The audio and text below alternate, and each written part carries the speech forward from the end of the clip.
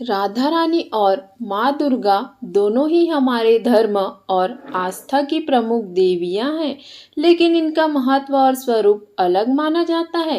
राधा रानी को भगवान श्री कृष्ण की अनन्य प्रेमिका और उनकी आत्मा कहा जाता है।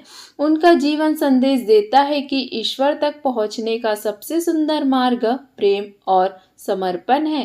राधा रानी का स्वरूप कोमल, करुणामयी और भक्ति भाव से पूर्ण है, इसीलिए उन्हें भक्ति की देवी कहा जाता है। वहीं दूसरी ओर माँ दुर्गा शक्ति और पराक्रम की देवी है, जिन्हें आदि शक्ति भी कहा जाता है। दुर्गा माँ का स्वरूप तेजस्वी और वीर है। वे शास्त्रों में सुजसित होकर सिंह पर विराजमान होती है। जब भी कोई व्यक्ति राधा रानी और माँ दुर्गा की पूजा और उपासना करता है, तो दोनों की उपासना अलग अलग विधियों से की जाती है। संत प्रेमानंद महाराज जी से एक भक्त ने यही प्रश्न किया।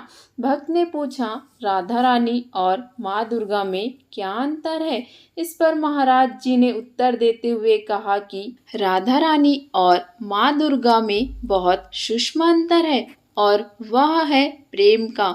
माँ दुर्गा आदि शक्ति है, रुद्र रूपिणी है और वीर भाव की देवी है, जबकि हमारी राधा रानी महाप्रेम की मूर्ति है।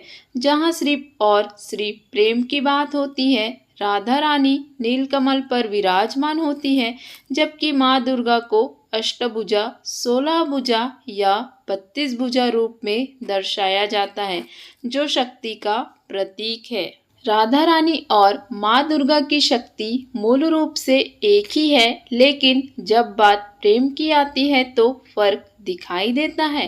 राधा रानी के चरणों में फूल बिछाए जाते हैं और यह भय रहता है कि कहीं किशोरी जी के चरणों में कोई कांटा न लग जाए।